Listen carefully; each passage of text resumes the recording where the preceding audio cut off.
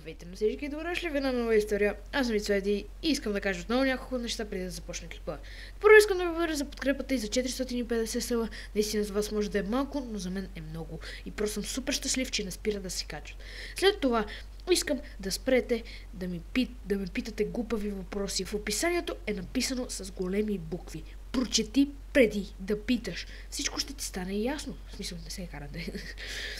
Също правя Q&A за тези абонати, които хитнахме. За да питате въпрос, трябва да напишете в коментарите хаштаг AskItS5D и може да напишете максимум 2 въпроса и ако е възможно да е един коментар. Също искам да подкрепя Над в последния му клип, който гласи защо всички си мислят, че да правиш история е лесно. След това защо всички си мислят, че като направят нещо, което някой известен го направи и те ще станат, нали, хиперизвестни.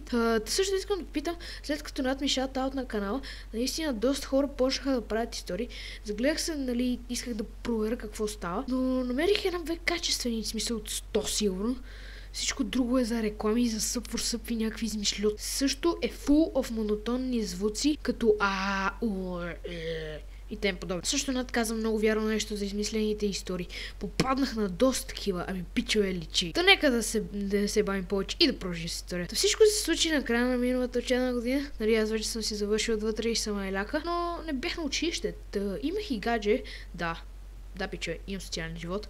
Както казах, имах и гадже, заради което наистина рязко ми спадна успеха, колкото и странно да ви звучи. Накрая на учебната година просто завърших с 5.47, като имах възможността да си завърша поне с 5.80. Само че защото по музика излизах всеки час до шиваната туалетна по 37 минути и ми оставиха четворка. И да, нали, класната, която беше най-якият човек, почна да се сърди. Какво да стане? Последен час история.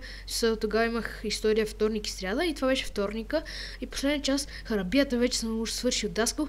И само бия звънеца, аз пускам телефона. И какво стане, нали съм Snapchat? Бе да искам, снега с силния ми телефон, насочен към госпожата. И то светкайца, ела ти го пак. Просто даже не знам как си беше пуснал. Момчето, което седеше пред мен, просто сложи ръката и даже не стане снимка. Обаче госпожата твърдеше друг и като почна. Абе, ти къде тест, престъпник. Грешна история. Нали, почна да ме храни, каза, че ще пусна докладна. Та беше пуснала докладната 5 минути след като беше свършил часа. И на следващия ден, сутринта класната ми звъни, казва, 12.30 съвет, заради снимките, айде, айляка, просто си отиде. И нали, отидох, всичко свърши, даже на мен наказаха. Обаче същия ден пак имам история, брат.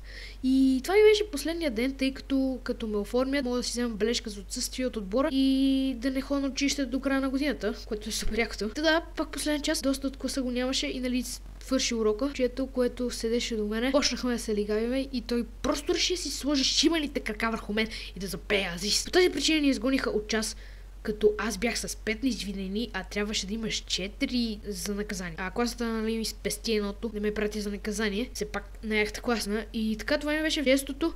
И точно тогава именно класната ни беше в стаята за наказание. Тя беше на горния етаж и докато се качвахме бях като фок, мамата си часа, какво ще правим? И нали така качихме се, даже се хилихме, смисъл. Не ни каза нищо, почерпили се зранчи, просто свърши часа. И си отидохме. Така и не ми наложиха и наказание, въпреки че имах 6 неизвинени. И общо зато така, момчето, което седеше до мене, имаше 3 неизвинени май след тази глупост. И да, сега всичко е ток. Няма се клипа ви е харесал. Аз бях Ицвевди. Ще се видим в следващото видео.